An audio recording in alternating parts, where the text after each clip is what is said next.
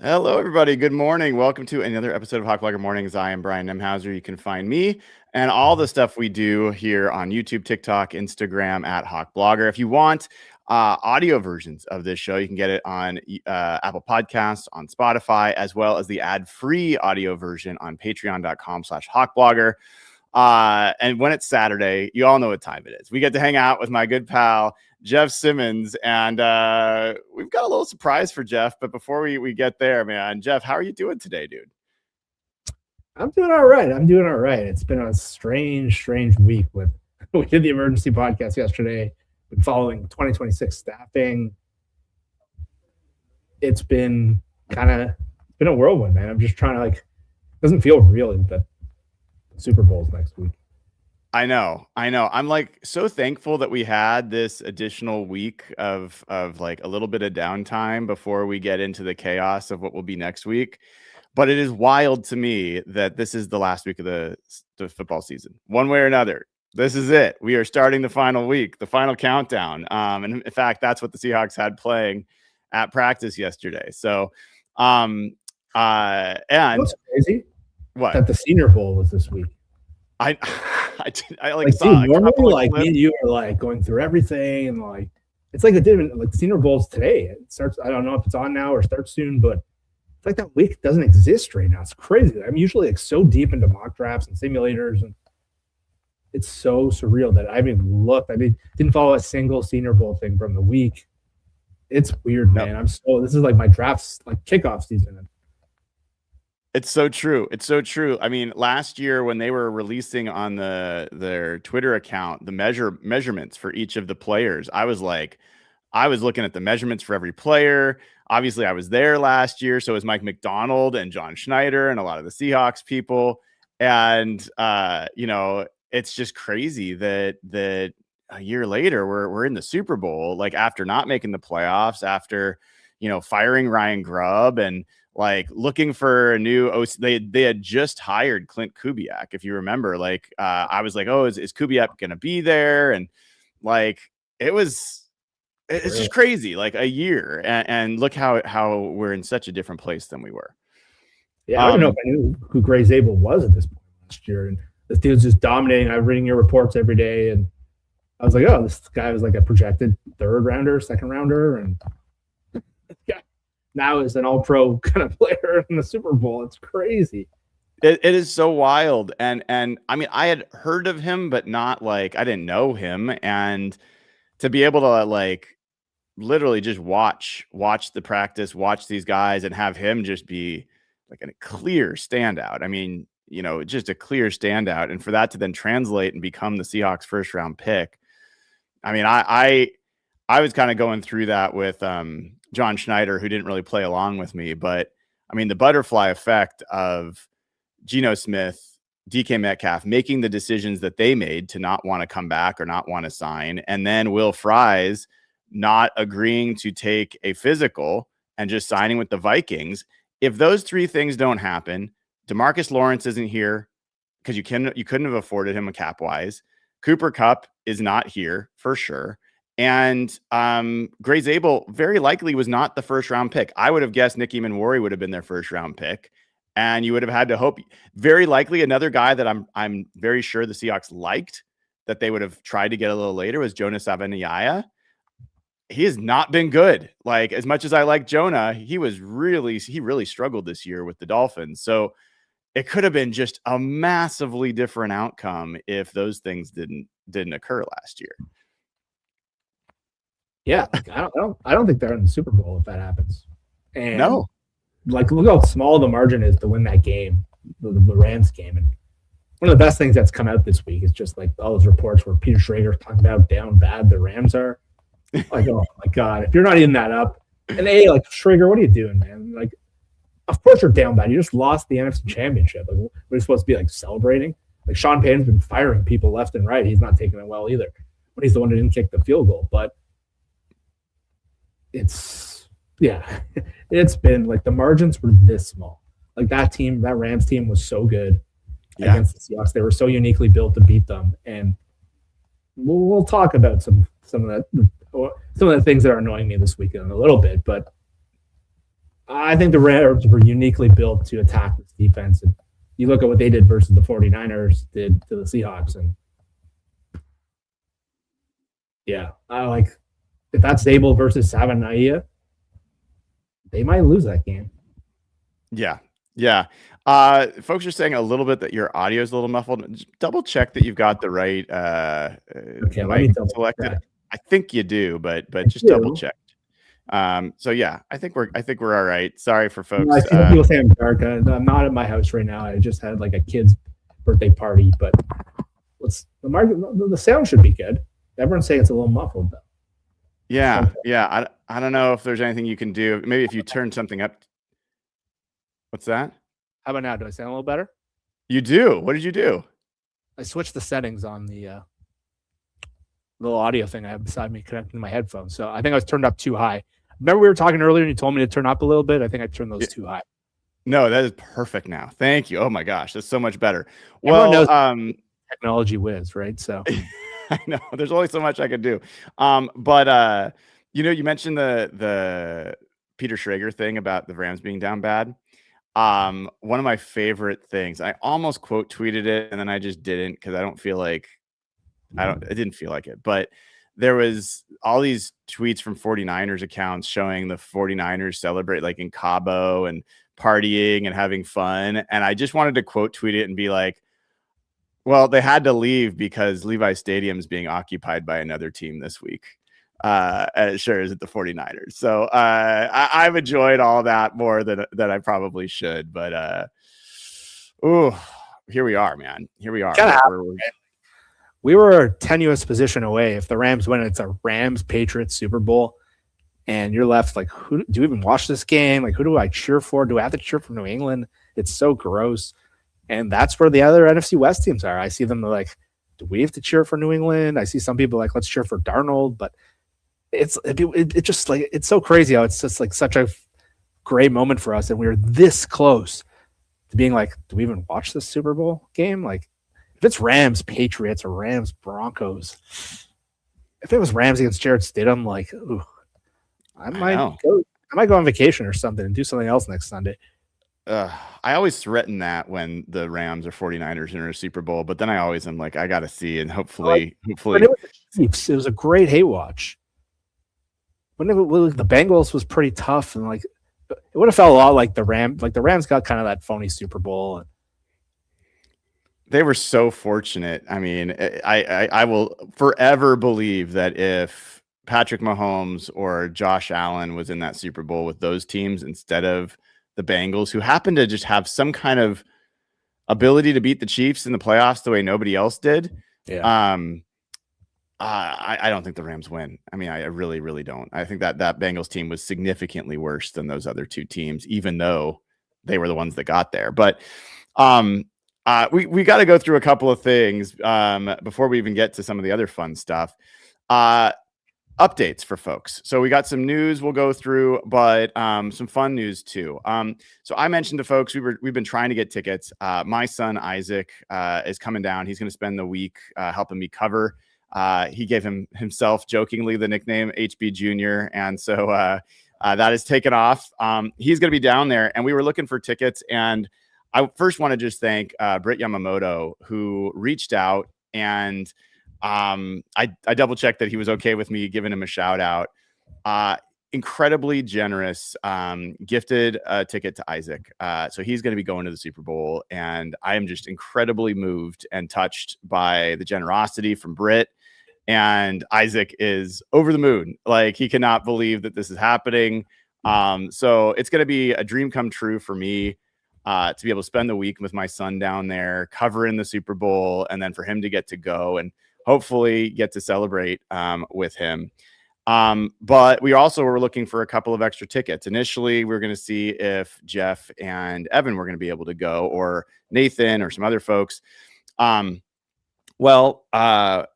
Really, really fortunate. The Seahawks were able to find a couple of tickets for us, not as a gift, but at face value.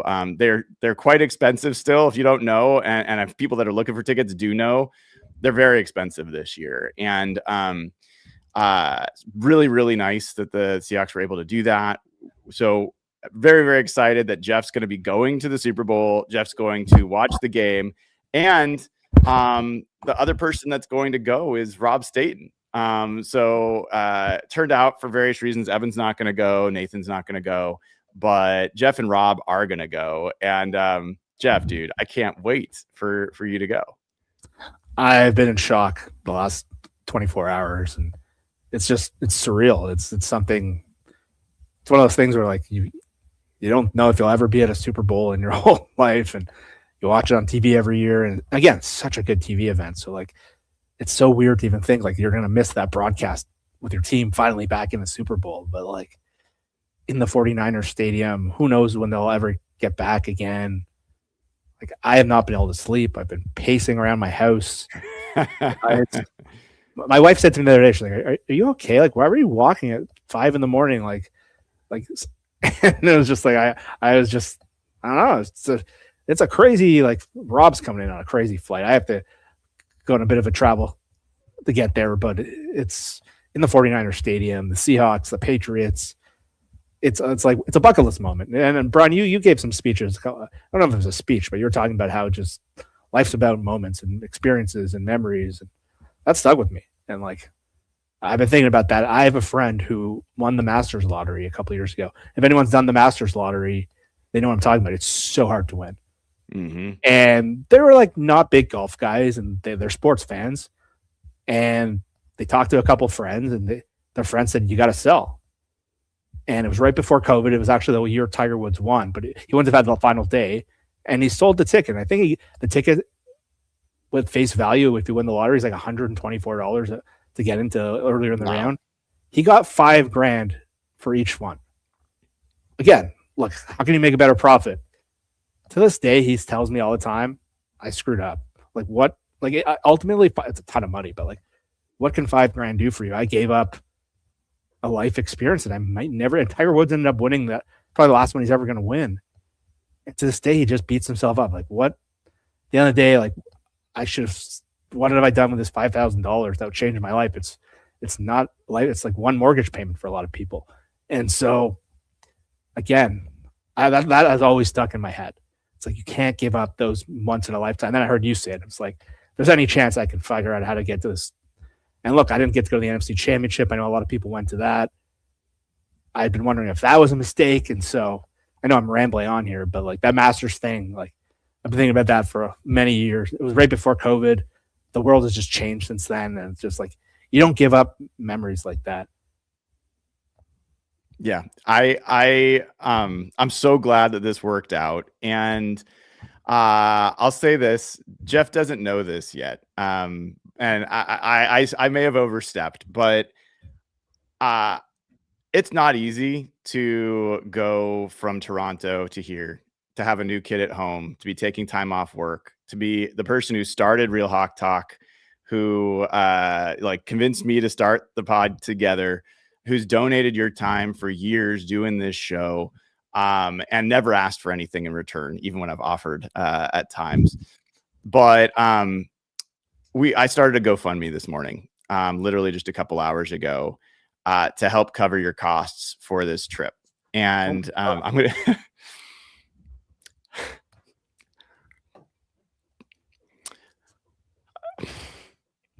I'm so moved. We've already raised $3,000. Holy shit. Sorry. I was just joking with Rachel this morning. She watches this stupid British pottery show where this big burly guy always gets brought to tears by his students' work. That's unbelievable. And I am moved by people's generosity and kindness in a world where that doesn't always happen. And literally, I haven't tweeted it out. I just put it up on YouTube, and we've already had 57 people donate almost $3,000 to cut. We're going to try to get your entire ticket covered, your entire trip covered. I'm contributing as well, so it's not just asking for that. But brother, man, you've done so much for so many people as a contributor to this show, and we just want to take care of you, dude. So we'll see. Hopefully, based on this, we're going to hit the goal, and hopefully you won't have to pay a penny to be there. I'm at a loss for words. I didn't even know that was happening. I'm shocked. I've been trying to make this work with my family, and for everyone who's helped out and everyone who's donated, like, oh my God, I can't even say how much I appreciate it. This means the world to me. Obviously this was an expensive thing and I was going to be able to make it work, but my God, trying to find a place to stay in the last moment and trying to find a hotel and coming from Toronto. Oh my God. Like, thank you all so much. Again, Brian always talks about the community we've built and you don't get to see that. Like, I'm not on the Discord as much as I'd like to be because I'm trying to be present with my kid. And as you all know, I'm very distracted by Twitter or X and doing all these shows. Oh my, just again, I have so much gratitude. I'm in shock right now. I'm probably not showing it, but thank you all. I hope I get to meet as many of you as we can and just shake your hand. Thank you all.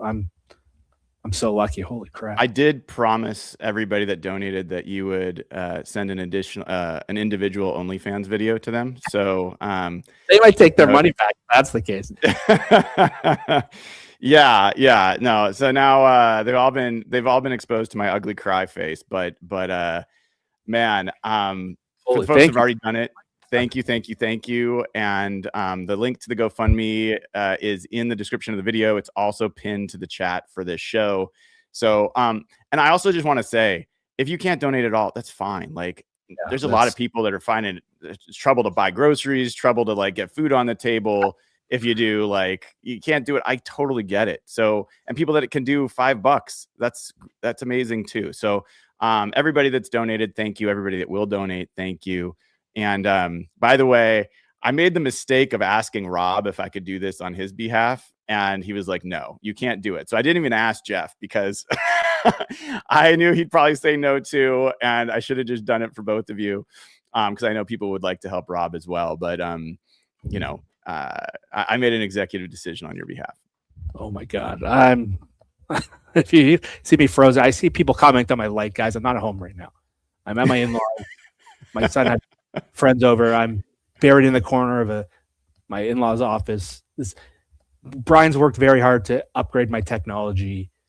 Yes. Stop making fun of my light. I'm lucky enough I brought my headset. Brian usually gets, so we'll figure that out. I appreciate that you did that, dude, and your sound's coming through great. So that is one bit of fun news. Wow, the thing I still have to figure out is San Francisco is kind of an odd place for Super Bowl because the airport is so far and Toronto doesn't connect well with San Jose.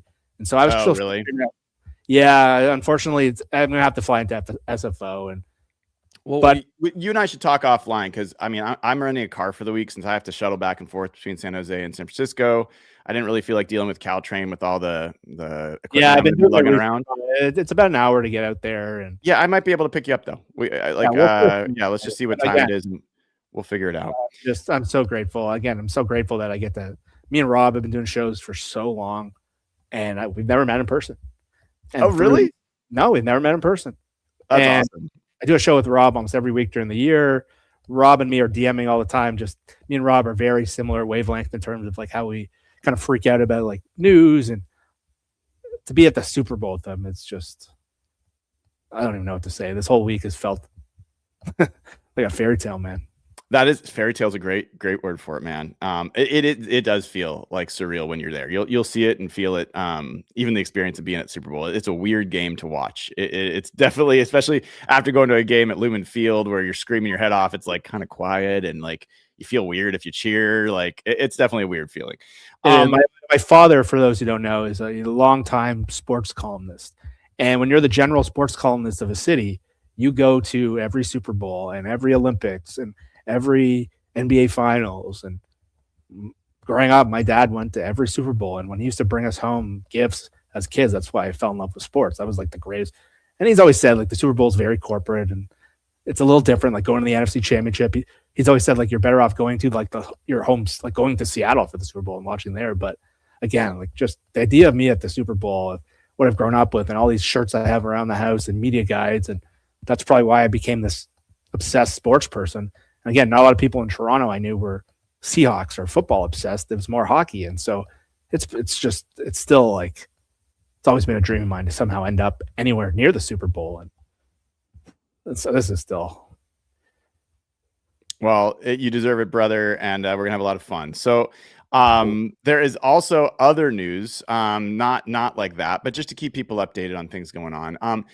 There's a weird thing that happens that I didn't even fully understand with the injury reports. So, people know that you get the practice reports during the week, and then Fridays you get something where it's like the actual game status, whether they're in or out. Well, the Seahawks yesterday, released game statuses, as did the Patriots for this game. And you're like, well, wait a second. That doesn't make sense. It's a full week before the game. Why are they doing that? Well, there's actually a rule for whatever reason that you have to release game status as if for whether or not they would be able to play this weekend, not next weekend, this weekend, when there's no game happening. I don't know why that's a rule, but it's the rule. And so we do have a game status for if they were to have played this weekend. And interestingly, for the Seahawks, Charles Cross, even though he has not practiced this week, has no game status, meaning he would play if there was a game. Sam Darnold, no game status. Josh Jobe, who showed up for the first time on the Friday practice report with a foot injury, was limited, no game status, would play. Ernest Jones, who was limited, would play. The only guy that was doubtful was Amari Kite, who has not yet played since he had the knee injury. There was 3 questionables: Robbie Oots, Brady Russell, and Chaz Surratt. And by the way, Brady Russell is playing. Like, he's a captain. He has been practicing with a little hand wrap. He said on Twitter, "You guys thought a cast after the NFC Championship would keep me from the Super Bowl? Are you crazy?" So he's going to play.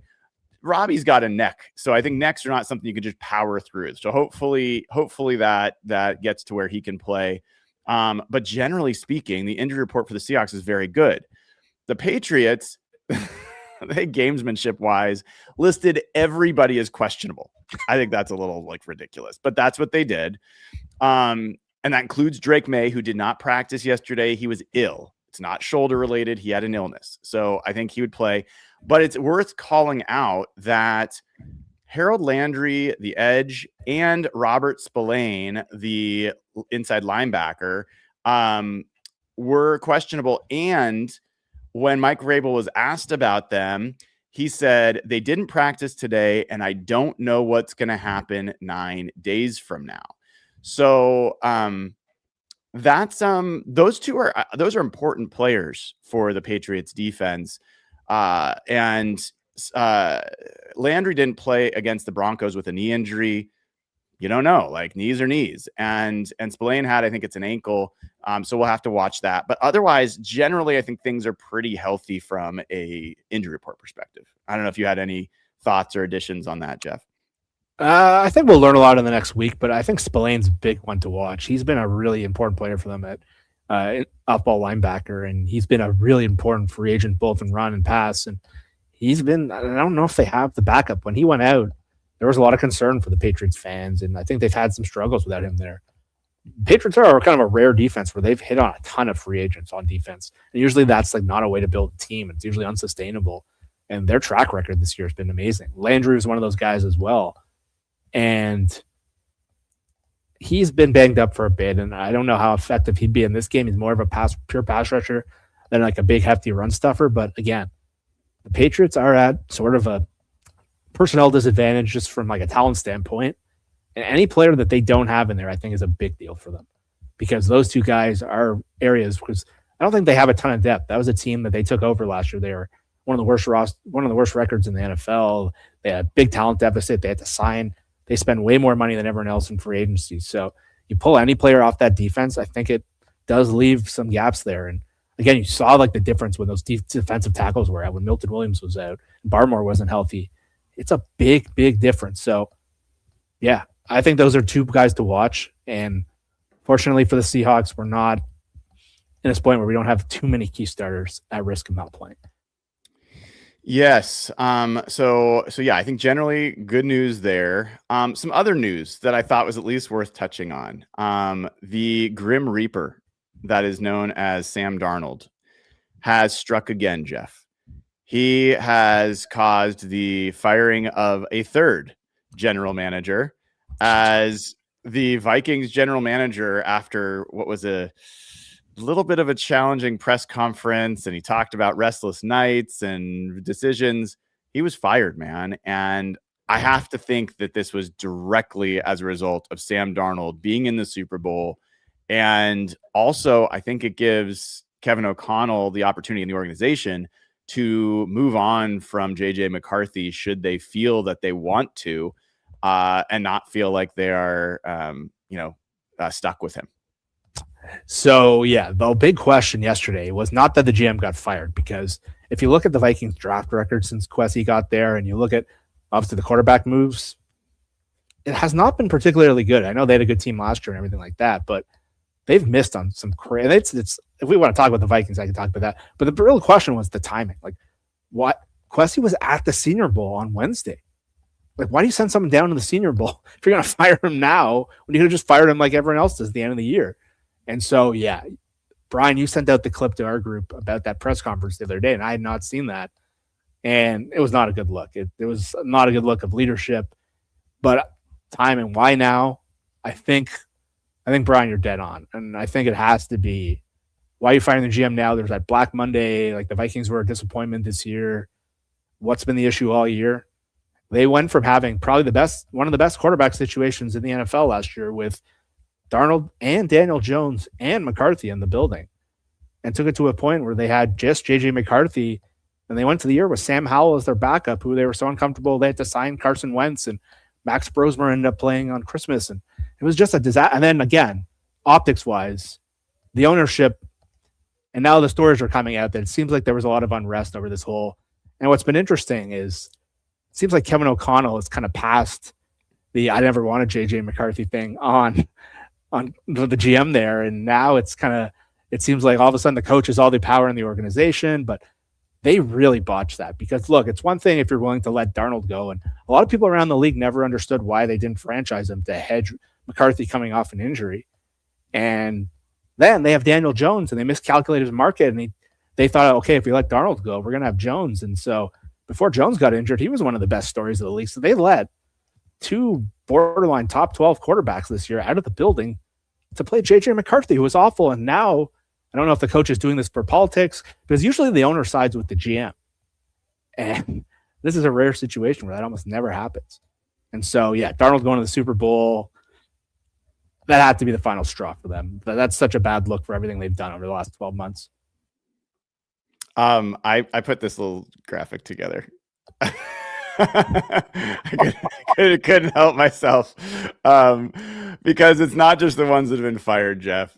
You know, he's also was in San Francisco as well, and caused a little bit of pain for that GM, even though he did not get him fired yet. But it's been a pretty good revenge tour for Sam Darnold, and honestly, you know, while everyone's going to be talking about, oh, well, maybe, you know, well, we'll get to it probably with your tweets, but Patriots fans like to talk crap about the seeing ghosts thing with Darnold. Like, let's complete it. Let's complete the absolute Grim Reaper coming back and stealing some souls season for Sam Darnold against all of his foes. And he's like such a gentle, like humble guy. And so this idea of him like pulling his revenge tour and getting everyone fired, and it's just so funny. Like, he was on Dan Patrick yesterday, and he's just so humble, and like he won't talk about the past. He just tries to move on to the future. He's so well trained. He's almost not like, he's not like the politician like Russell Wilson is, but he's so humble and so appreciative. And it's so funny that all these guys are now losing jobs. Like, there's been a lot of revisionist history now with the Jets writers, if you read the Jets people like I do, where they're talking about like how Saleh had the second overall pick the year they ended up moving Darnold. They took Zach Wilson, and if they had kept Darnold, and they're now saying Saleh wanted to keep Darnold, they would have taken Jamar Chase or Penei Sewell. They're like, why did they do that? And at the time, no one was talking about that. And it even has to be weird for the 49ers, seeing their backup quarterback, who they sort of developed, now potentially win the Super Bowl in your own stadium for your number one rival. And they kind of unlocked this. Wait, say it again. Say it again, please, slower. Like 49ers backup quarterback that they basically fixed from the dead now has a chance to win the Super Bowl in their own locker room, in their own stadium, while they beat Brock Purdy 41-6. Now, Darnold didn't do a ton of that game, but if I'm Kyle Shanahan, I'm wondering, like, what did I just do? Like, why did I revive this guy? So good. So good. It's so good, man. I love it all. And, look, I want to get to some of your tweets, the patrolman's tweets here in a second, because I keep coming back to these tweets I want to talk about. I'm sure you're going to hit some of them. Before we get to it, first, for folks that have been trying to take advantage of this awesome deal at CozyEarth.com that I've been promoting the last couple of days, and you're like, hey, the promo code's not working. Well, it is now. So apologies for the problem. But these pajamas that you can get, buy one, get one free, from Cozy Earth. These are the ones that I told you that Jeffrey Dean Morgan literally texted me. He's like, oh, I wear them every day. Like, they're the best. And I'm like, what is this real life that I'm in where I'm getting text from Jeffrey Dean Morgan about his pajamas? But that's where we are, folks. So CozyEarth.com, use code HAWKBOGO, B-O-G-O, gets you a free set of these pajamas. It's a great Valentine's Day gift. Plus, you get something too. So go ahead and take that from CozyEarth.com, and then go to SimplySeattle.com. Grab one of these bad boys, conference championship hats. Get one of these We Did Not Care sweet t-shirts. I mean, these things are so sweet. I love the fact, Jeff, that they worked in the helmet tree into the shirt. I mean, the helmet tree could be its own shirt, frankly. But if you use code HawkBugger15, you get 15% off all your stuff at Simply Seattle. And always go over to Sleeper, download the Sleeper app, use promo code HAWKS, get yourself up to a $100 match on your first deposit. Terms and conditions do apply. So see Sleeper's terms of use for details. Currently operational over 25 states. Check out Sleeper today. All right. It's time. Everybody knows what time it is. And if you don't, you will very soon.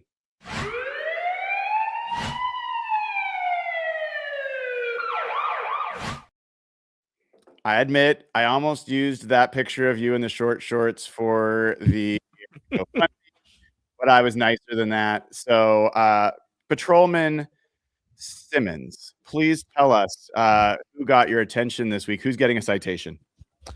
So wait, I have to interrupt you. I have to interrupt you. I just want people to know they're listening to this specific segment. I'm catching strays for, like, Jeff's nailing people and Evan's nailing people, and they're coming at me. Like, if you're going to come for the police, come for the officer. I'm just an innocent bystander here. Yes, please, Patrolman, continue your work. Okay, so if anyone has the For You page on X, I don't know if it's the Super Bowl, but my thing has been littered with Patriots fans this week. And I haven't really seen much of the Patriots this year. I'll be honest, in my fantasy league, I had Drake May, and I actually enjoyed watching them this year. And so I've come across a lot of Patriots fans and even some media people. And look, me and you have been saying this game is going to be harder than we think it's going to be. It's going to be tough. I think that there's a lot of Patriots fans that don't know what they're looking at, and they have such a bad read of what's been going on. So let me start with a guy who actually used to play for the Patriots. He's in the media. And let me find his Twitter handle. His name is Matt Chatham. He goes by Chatham58. And he put out a comparison thread showing all the games that the Seahawks and the Patriots played similar opponents. And he's like, if you look at this, anyone who thinks this game is going to be obviously one-sided is crazy. They're just on hopium. And I'm like, okay, well, that's my kind of perspective too. I do think the Seahawks are a better team than New England, and then I look at the chart, and the chart is showing the Seahawks had way bigger margins for error in all these games. And I'm like, if you're going to use this chart to say that these teams are close, read the chart. It says that the Seahawks had, and then so he's going into the comments and he's like, well, you know what? The Seahawks played the Rams close and the Titans close. And I was like, I was at the Titans game, number one. They were up 20 points in the fourth quarter. You're using garbage time to determine the future predictability of a team. And look at the chart. It's kind of hilarious. It's all of a sudden, it's like the Seahawks had a 21-point advantage versus when both teams played the Steelers. They had a huge advantage versus the Saints, a 27-point advantage with the Falcons. They had minor advantages over the Titans and over the Panthers and the Texans. But putting out a chart like that, I would be like, How can you come to that conclusion? So first, in the fact that you're like they played the Titans close. They didn't play the Titans close. Titans came back with a lot of garbage time where they sat back. I was at that game. And then to say you played the Rams close, how good can you be? The Rams, by all measures, were either the second best or the best team in the league. So I'm handing in a citation. If you're going to come up with a reason why the New England and Seattle are close, there's reasons out there. Don't give a reason that makes Seattle look way better. That's yeah. Okay, that's a well earned citation. All right, who's next? Okay, there was another Rams fan. Let me find the exact name. Give me a second here. And he was going through the Cooper Kupp catch at the end of regulation that they were saying should have been a penalty. And I can't remember. It's one of these weird names. It's Ramsey with the Z and the 32. So they're showing this Cooper Kupp catch where he catches the ball, it falls out of his hand. First of all, that's a catch. He takes 3 steps. He does lose the ball going to the ground. It's not the Brandon Cooks play. And I know a lot of Rams fans have been on this. If you're going to complain about that play, do you know what play happened the one play before? The play at the sideline where Rashid Shaheed is right there to make the catch, and the corner comes and whips him out of bounds. And it was the most obvious PI penalty. Like I don't know if you can see it. Did you rewatch the game? Have you seen that play? Oh my God. Yeah, it was clear from the moment it happened. It was and Dean Blandino, I'm giving him a citation for this. Yes, thank you. Uncatchable. Uncatchable. That was not uncatchable. That literally hit him in the hands. And so if you're going to complain about the Kupp catch that was given a first down and people are mad about the spot, even if you think that's wrong, the Shaheed play literally just happened. So even if you think that's wrong, like that's kind of, you have to say that evens out, right? Absolutely. You can't complain about one and say the other one's clean. So if you're on that, like if you're like whining like McVay did, like that's a citation. Like you just don't have any objectivity at that point, because if you're saying one's an obvious mistake and the other one's clean, unacceptable. All right. What's next? Full citation to the NFL Hall of Fame committee. I feel so bad for Mike Sando. And hearing him on your show yesterday, I heard him on other podcasts. The fact that Mike has to constantly come out here and like defend the legitimacy of the Hall of Fame committee, and Mike just so like, if you listen to Mike on your show or you read his articles in The Athletic, like he is so balanced. He has no like agendas. He has no like he's not gonna say he has no emotion, but like what I think he's so good is he takes emotion out of this. He is an objective reporter in the truest sense. He goes by the data. He goes by what he sees. And look, Brian, I understand your perspective on this, and me and you see it a bit differently. But like, look, it's Patriots week. I'm not here to promote Bill Belichick. Like, he's kind of become a joke. But like, look, if you're like me and you, I really care about the Football Hall of Fame, and maybe I shouldn't after hearing all these people talk. The fact that like they screw this up so bad to the point where that Mike has to come on these national shows and defend and say he wants to quit the Hall of Fame, like that's so embarrassing. So. Look, I'm not here to like praise Bill Belichick, but look, let's be real. It's the most obvious he stopped the 90s Bills, the Montana Niners, the greatest show on turf, the McVay Rams. He held them to like 9 points in the Super Bowl. Like, guys, even without Brady, he's the most obvious Hall of Famer as a coach I've ever seen. And you guys just get a huge citation for that. Love it. There's another Patriots guy. Yeah. New England. He showed a clip of Derrick Henry, of the New England running all over the Baltimore defense from when they played this year, and they did beat them. And he said, "Oh, great. Baltimore runs the same defense as Seattle. We can run what they did." Really? Yes. And I said, I did the Twitter cop and I said, oh, the same defense that was number 1 in DVOA. They're the same defense. And why can't we? And so, the coaching staff in Baltimore got wiped out. Mm-hmm. Zach Longer, defensive coordinator, he was been a lingering issue. Justin Matabuke hurt his neck this year. He was not the same player. John Harbaugh got fired from Baltimore. And we're not knocking these guys, but to say that the Seahawks are the same defense because they run the same scheme. You know, many people try to run like the Pete Carroll scheme in 2013 or what Gus Bradley did that year being on the Jet. Like, that is such an asinine read of the Seahawks. And it's been out there a lot. And it's just like, well, if the Rams put up 30 points, why can't we do that? And my God, come on.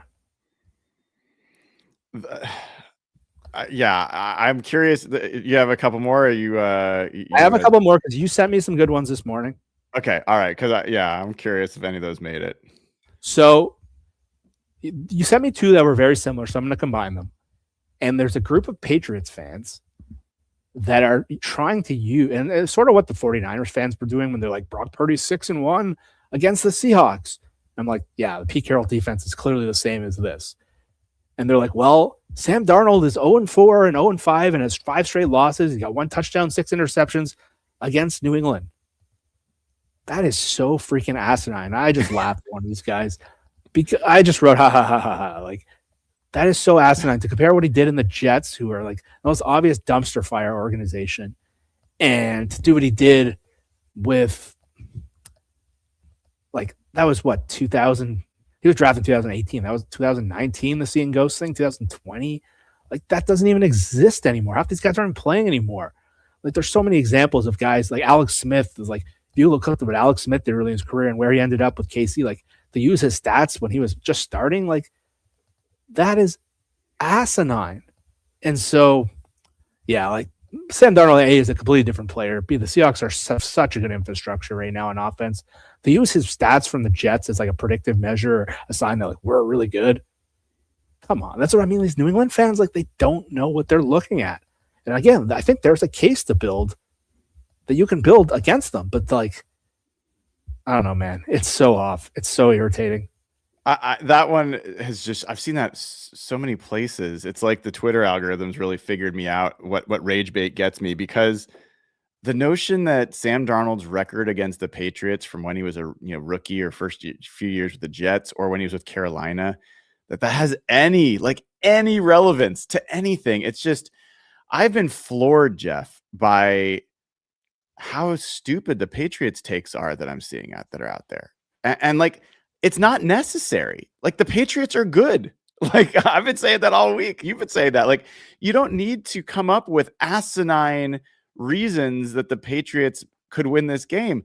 You've got, if not the MVP, the runner-up to MVP. That's a pretty good start. You've got a top 5 defense in points allowed and a top 5 offense in points scored. That's pretty good. You have the number 2 DVOA team in football. That's pretty good. And by the way, DVOA takes in opponent and schedule that you face. So the Patriots are really good. You don't need to search for these stupid things. There was one today that is not deserving of a Twitter citation from you, but it was this guy who was like, Travion Henderson is like absolutely eviscerated cover 2 defenses when he runs the ball and the Seahawks, when they're in cover 2, don't play very good run defense. And I just quote tweeted him like, Travion Henderson played 4 snaps against the Broncos because he literally is the worst pass protecting running back in the entire NFL by his pressure rate allowed.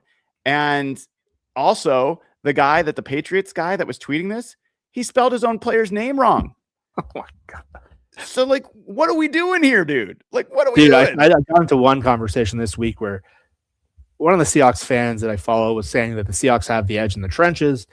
And this guy was saying, like, that's crazy. New England has a huge edge of the trenches. I'm like, I can see how a Patriots fan might think that. And you know what he said? His logic was, we took down a very, very strong Houston offensive line. And I'm like, okay, what? Like, the Houston Texans being like 15th in Ben Baldwin's chart was like a celebration for this year. And you're using the Texans offensive line as a way to it was insane. But I'll give out one more citation before we wrap All right. up. And I think everyone's seen it by now, but I am a big fan of the Pardon My Take podcast, and it's always good for a good laugh. And I think they do such a good job. I'm a big fan of those guys. And so one of the producers on there is a guy named Hank, who is a big Patriots fan. And Hank's not like the best analyst, and you're not tuning in for Hank's football takes. But everyone's seen this probably by now. But Hanks was legitimately in this. Like, if you take out all of the Seahawks' good games, They haven't beaten anyone. And hey, it was probably the stupidest thing I've heard all week. Like, hey, why would you take out their good games? And even if you did, the Seahawks still have more quality wins, and especially coming from the team that's literally being like joked around that their schedule was like, look who they played in the playoffs. They played Herbert with a banged up offensive line, Stroud without Nico Collins, and Jared Stidham. Like to come out and say if you pull out the NFC West games, the Seahawks had beaten the Texans, the Seahawks beat the Jaguars. But even if you ignore how stupid that continent is, just such an asinine. And I saw some buddies that I talked to get so mad at that take. And look, we're not coming to Hank for football takes. He's just a producer on the show. But it was so stupid. Like there's going to be a lot of Dave Portnoy clips this week, so everyone get ready for it. He's a very loud Boston. He hangs out with the Crafts. He's going to be at the Super Bowl. You're going to see a lot of Barstool stuff. Try to bite your tongue, but that take from Hank was so stupid. You get a citation. You are the pinhead of the week. Love it. I think that is well earned as the pinhead of the week. And as always, great work. We are incredibly appreciative of the public service done by our patrolman, Jesse.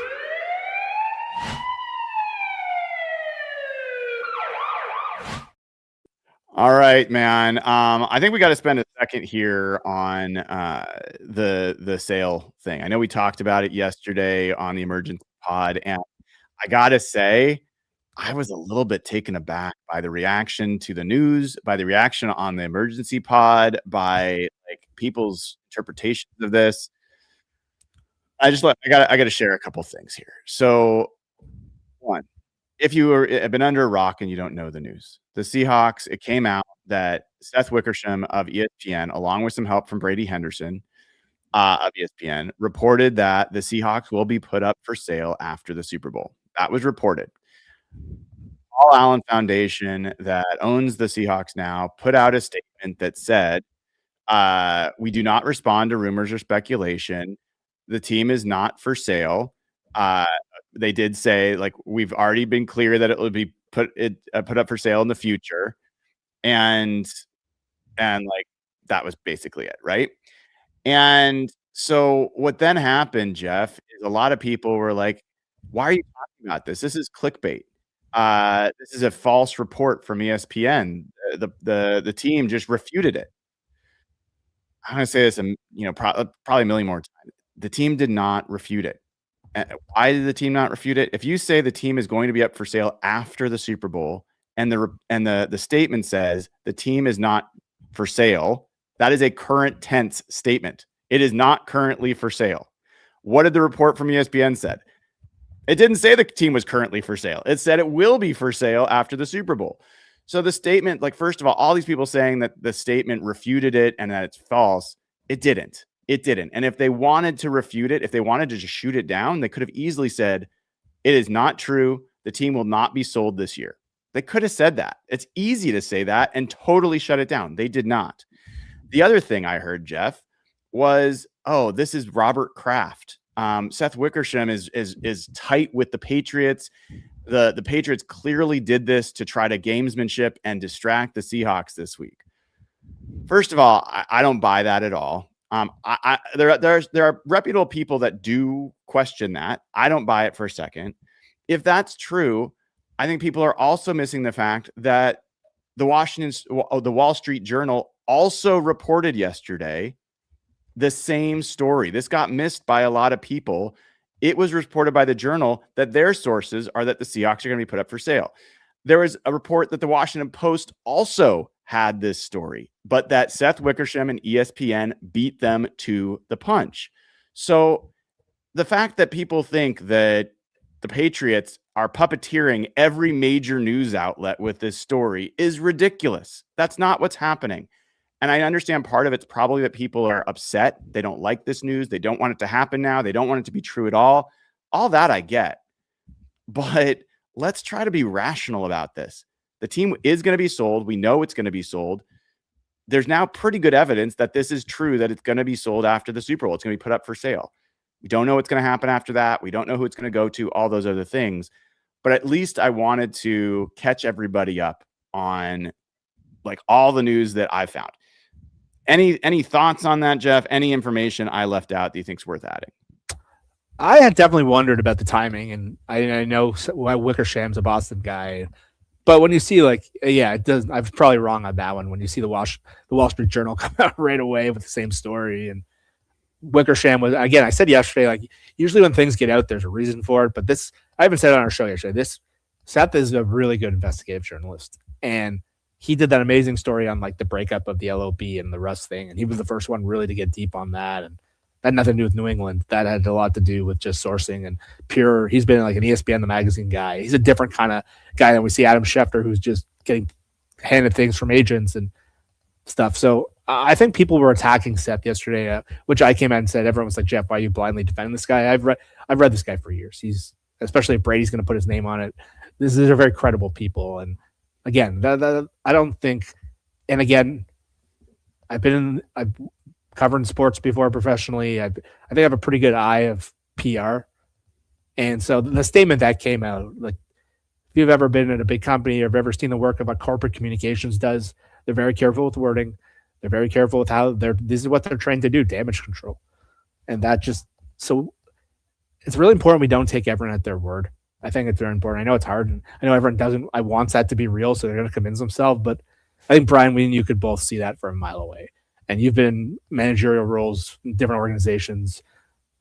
That just had the look of, I don't think that means anything, I'll be honest. I think that's just what you have to put out. I think that's what you do. If you're getting involved in a sale of this magnitude, what are you supposed to say? Yeah, we are selling the team. I don't think they want this story lingering around the Super Bowl either. So if you're one of those people who's using that to say this is bullshit or whatever, I think you're missing what's in front of them. And so I think this is going to become a very real story. There's a lot of reasons to follow this story and get nervous about it or get excited about it. But I think the team coming out and putting out a blanket kind of PR statement, if that's your basis, I think you're totally misreading what's going on. Yeah, and I've seen some people even in the chat today, why are you getting so worked up about this? Well, it's for comments like this. Reporting non-news as news is clickbait. I got this from people yesterday that me putting out an emergency pod that said the Seahawks are reportedly for sale, are going to be reportedly be put up for sale, that was clickbait. That's not clickbait. I don't do clickbait. I do my best to not do clickbait. This is literally what happened. The report is that they're going to be put up for sale after the Super Bowl. I don't appreciate that from people implying that I'm trying to troll for clicks. I don't. That's not the idea. I also don't appreciate that folks, don't actually listen. I'm at least listening. I'll listen to everybody's perspective on this. I'll share mine, but this is something that is going to be happening in my mind. And we can not like it. We can be nervous about it, but shooting the messenger isn't going to change that. So I think it is what it is. It's not ideal. I wish it didn't happen right now. I wish it wasn't happening at all, but it looks like it's going to happen. And I think it's going to be potentially a sizable story. These are not things that happen quickly. Generally, I don't think the Seahawks going up for sale after the Super Bowl means they're going to be sold anytime soon. But this is going to be the biggest story of the offseason for this team. And it's going to hang over the team for sure as this goes on. Yeah, I think I've seen point, Brock, you would put up the point, this is a sale of this magnitude does not happen over a month. Even if they go up for sale in February, that's not something that's going to be done by free agency or done by the draft. This could take a long time in terms of just vetting candidates. The NFL has to get involved. They have to vet their candidates. They have to go through their committees. It's a lengthy process with a lot of people who have to put together money and bids. And so this is not something that's going to be done. And look, this was all inevitable. We all knew this was going to happen. It's in Paul Allen's estate. This has been part of the deal. It's just the timing of it's tough because this is the point where we've finally hit this stability. If you did this last year, everyone would think, okay, they can get rid of John Schneider. I bet you there would have been a lot of fans saying that at this point last year, especially even in March after the offseason that a lot of people hated. That Ben Solak said was the 31st best of the offseason, and people said was a lot worse than the Vikings and all these kinds of things. And so right when Schneider has the executive of the year and Mike establishes himself as kind of the dude as a head coach, it's tough for a lot of people. This was last year. I bet you people would have been celebrating. And so there's some weird recency bias going on, and I understand that. This is absolutely news, and the most important person in the whole building is the owner. We love coaches, we love quarterbacks, we love GMs.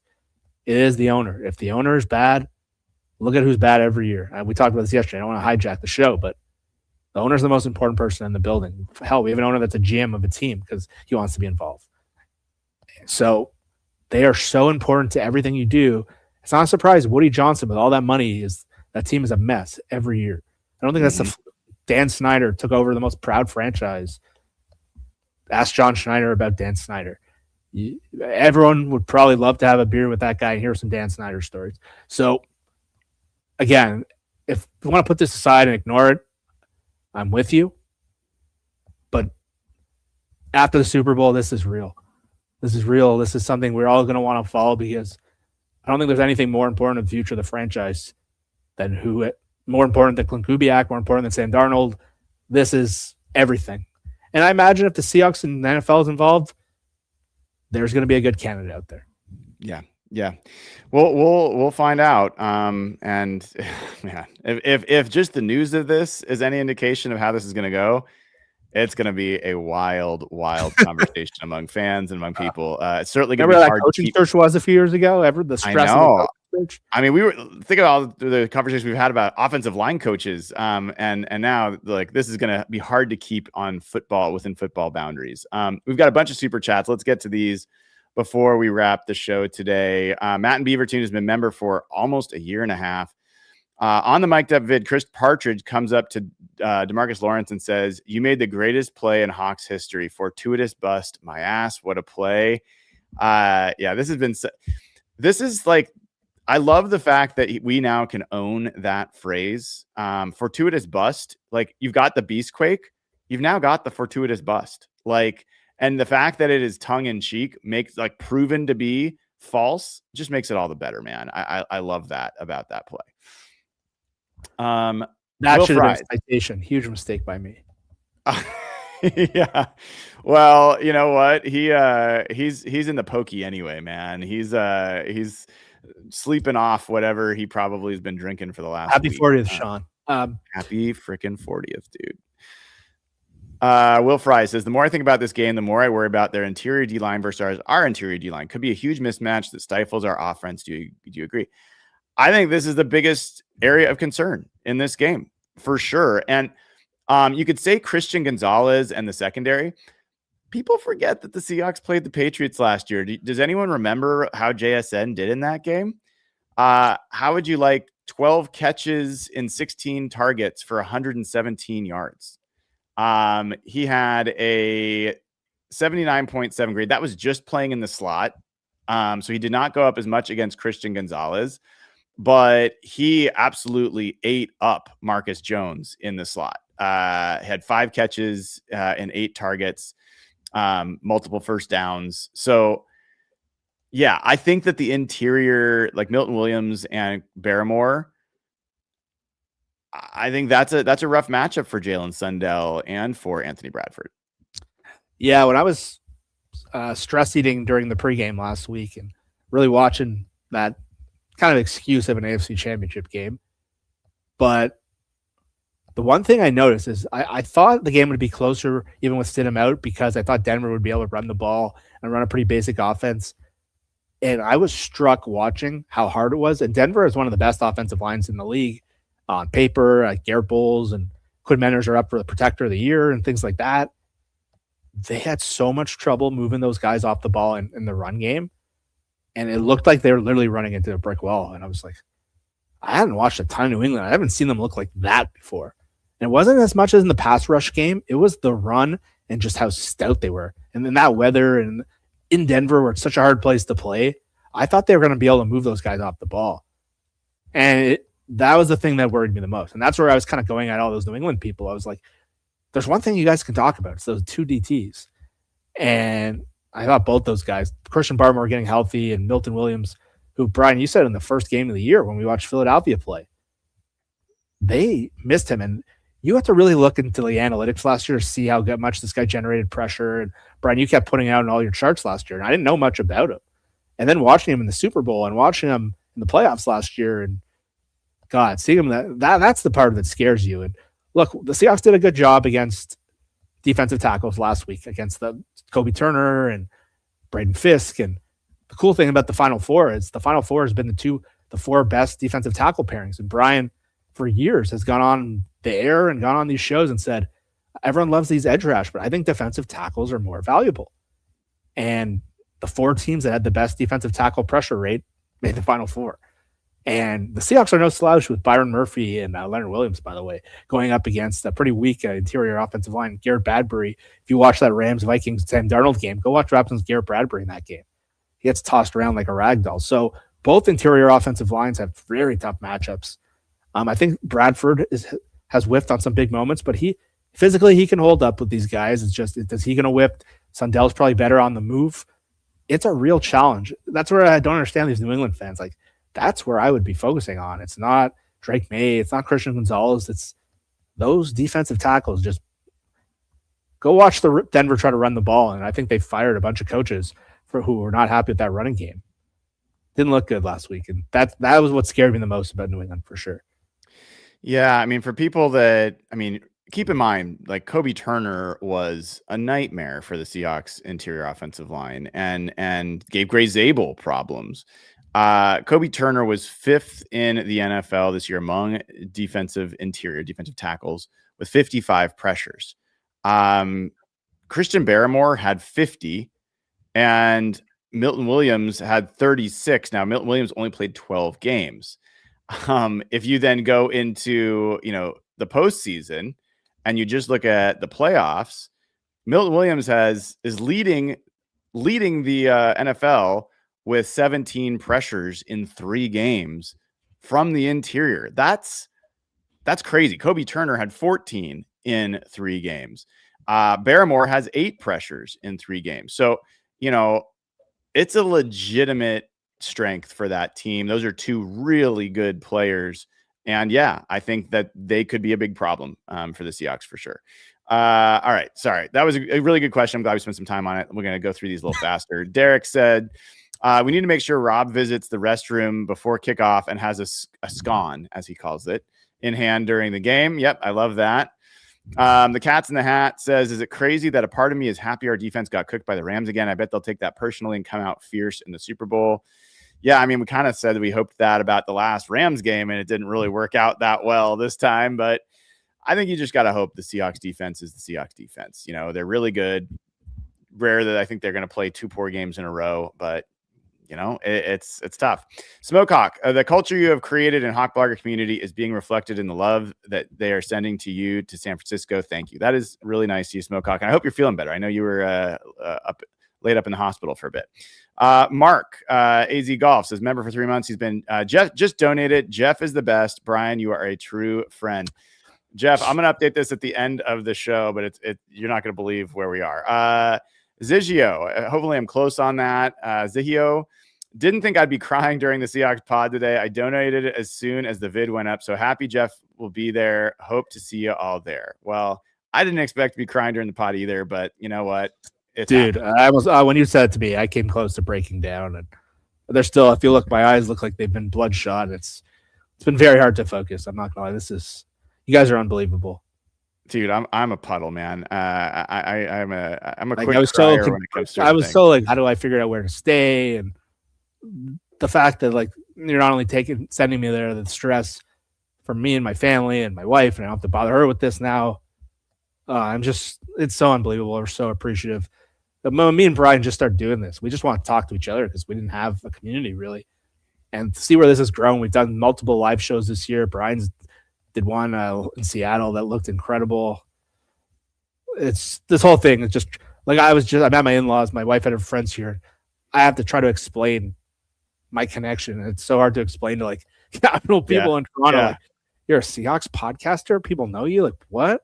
And these are like casual sports fans. These are not. I'm gonna have to go into the other room and explain this to them, and it's gonna be hard not to break down. So, I love Airbnb. Yeah, I'm thinking that. I love the story I heard from Evan that the pilot on his flight back from the NFC Championship pulled him aside and said, "Love your show, dude." He didn't tell me that. That's crazy. Yeah, I love it. Smokehawk again says it's not just a Super Bowl, Jeff. It's a Super Bowl with your friends watching the Seahawks. So happy for you, brother. Skyler, I'm just gonna go with Skyler. I charted every matchup for the Patriots against wide receiver ones and sent to your Instagram. Not an impressive list to be 31st DVOA against. Oh, I'll check it out. Thanks, Skyler. Kyle Rowe, I want my donation picture of Jeff to be him in his police uniform. I'll walk around San Francisco with a nightstick for you. We might have to get some of the, we'll stop by one of those costume stores and get you some short shorts. Peter Gohawks, get Jeff out to the Real Hawk Talk live post game Super Bowl win. Yeah, well, we'll see if we can figure that out.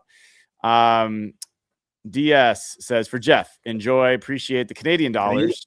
Will we even take Canadian dollars? Oh, Misfit was saying he didn't mean me about the clickbait. He meant ESPN. Appreciate you clarifying.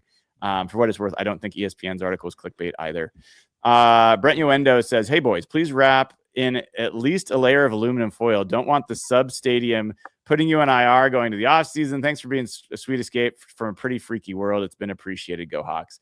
And for folks that are like wondering about this, Seahawks are not practicing at the 49ers practice facility. Neither are the Patriots. So they're not next to the substation, and the substation is not next to Levi Stadium. So you don't have to worry about that if you are. And frankly, you don't have to worry about it even if they were there. Super Sauce XL. This is Stan Darnold.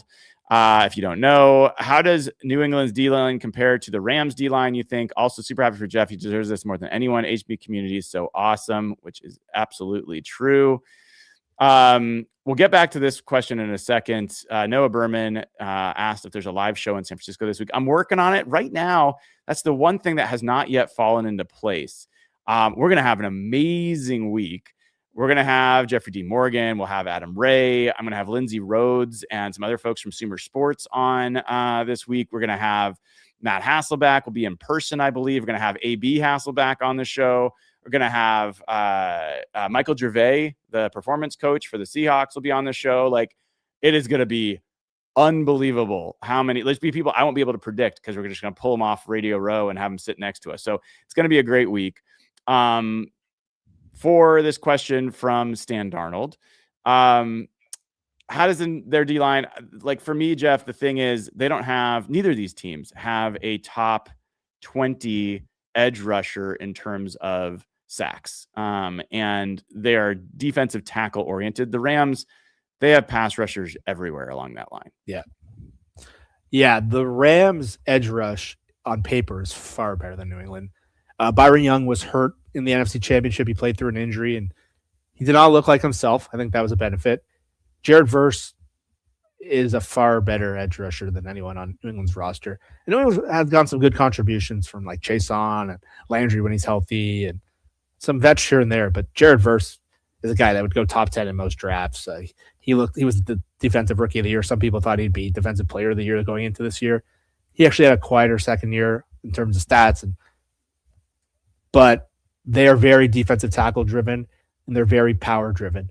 And what Christian Barmore and Milton Williams can do with combo of power and speed, I'd say defensive tackle-wise, Kobe Turner and Fisk are more finesse kind of defensive tackles. They're very quick. They're very good at rushing, but they're not the best like run stopping. That's where Poona Ford was brought in, and Poona's an underrated part of that team. He was a great player for them this year in terms of stabilizing their run defense. That was a huge weakness the year before. That third body, but those two defensive tackles are they're really good. They're really well designed for run defense. Those two can mess up game plans, but they don't have the edge speed and they don't have the guy who blows up the game on the edge like the Rams could. Like last year, we saw Jared Verse just take over games. Yeah, and I think that gives them an opportunity to set up protections a little bit differently. And I mean, Jared Verse is he's a game-wrecking guy. I know people don't always agree with that. I do get a little pleasure out of the fact that Byron Murphy made the Super Bowl before Jared Verse. But yeah, I think the edges are very, very different between these teams, especially if Harold Landry doesn't play. One other thing that I've been getting a lot of questions about, and I'll just share what I know. People are like, oh, when's the send-off for the team when they fly down tomorrow? Because they want to go and support them. The team is not going to announce that. The team does not want some kind of major traffic issue showing up. So they're not going to announce it. I'm not going to share anything that I know because I don't want to do something that the team's going to be upset about. But I have heard from the team, like somehow people always seem to figure it out and there's a lot of people. So that's all I know. I'm not going to share any more than that, but I know that there's been some questions about it. Jeff, before we jet here, just so you know, this is unreal. We are at $4,723 has been raised in like a few hours. 99 people have donated already. And, you know, if we end up with over the donation total, then what I'm probably going to do is, even though Rob said that he does not want to take it, I'll just help shave a little bit of money off of his ticket, so Rob's trip's a little bit more. Or let's buy him something like dinner and drinks and yes. So yeah, like that's amazing. I'm gonna have to go and explain what's just happened in the other room, and I'm gonna have to not fall apart in 2 seconds. Oh man, well, you deserve it, dude. I know. I don't even know what to say to that. I just talking to Mike about a football team. I don't know if I deserve anything, but it's been like I've never done this for money. I've never done this for opportunities. I've done this because I love that I've never really had a group of people to talk about the Seahawks with. And you mentioned Britt this week, who was trying to help us out with tickets, and we've been texting and just talking about the Seahawks and talking about our families, and it's been really cool. Like, it's been weird to explain. Like, I met you and Evan and Nathan and Derek off Twitter, and then we all went to Nashville this year, and we had the time of our life. It felt like I was on Evan's bachelor party. That's what I was saying all weekend. And I met so many of Evan's friends and people in the community at the live show, and like, you never know what's going to happen in those situations. And you know, these people from the internet and this website and YouTube shows, and so everyone's been so respectful of their time and so appreciative. And that's why we started the show, because I always felt for such a powerful team and such a strong brand. Like, why is there no like show for everyone to listen to come together? And you've taken it to obviously another level with the daily stuff and the community. And I can see why you were so successful in your other career. And it's unbelievable. It's just unbelievable to see every day. And it's going to be interesting to watch with Rob, I'm sure, because me and Rob are both a bit pessimistic. Rob kind of hits the panic button when I had to walk him up the ledge so many times during those coaching searches. And between me and him, I seem to be the calm one, which is never a situation I'm in. And so if things go bad, I don't know what me and Rob are going to be like together. It might be a full panic mode. So it's going to be hilarious just to see, because I get so nervous during games. I have to make sure I enjoy this. It's fucking Super Bowl. But like, there's so much on the line, obviously. And it's going to be funny to watch if Rob's the same way, because I know he's not thrilled about this Clint Kubiak thing going on. If you read his blog or reading his tweets, I know. He's on edge. It makes me on edge, and so I can't wait to hang out with Rob. And we're not going to doom and gloom. We're not going to doom and gloom the Kubiak thing. We're going to let this thing play out. No, we'll figure it out from there. But me and Rob come from the same. I think he's a pure journalist. I used to be a journalist. It's really think of the worst case stuff all the time. It's funny. I love talking to Rob. By the way, even in just the seconds since we've been talking, it is now up to $5,200. 102 people have donated. So amazing generosity from all of you. You guys are amazing, and we really appreciate you. And we'll try to give you the best Seahawks coverage we can. We'll try to have a great time and reflect it back to you and share our experiences. And we're going to keep doing this, just covering this team that we love, and trying to build a generous, kind, loving community. So thanks to all of you. Have a great rest of your day. I'm going to be flying down to the Bay tomorrow. I don't know if I'm going to do a morning show. I might. I'm still kind of debating. But next week is going to be so active. If we don't do a show tomorrow, just know there's going to be a ton of content starting on Monday. Until next time, you're in for Radio Row. You're going to be seeing, like last year, JSN and Witherspoon were just walking around doing interviews on every show. Like, you're going to see so many people who just get thrown onto your show, and there might be like Seahawks legends or NFL legends or celebrity. It's going to be crazy to be down there all week. It is going to be really crazy. I can't wait. Appreciate all of you, and appreciate you, Jeff. Let's get you down to the Bay. All right, everybody. Have a great rest of your weekend. I'm Brian M. Hazard. This has been your Hawk Blogger Mornings for Saturday.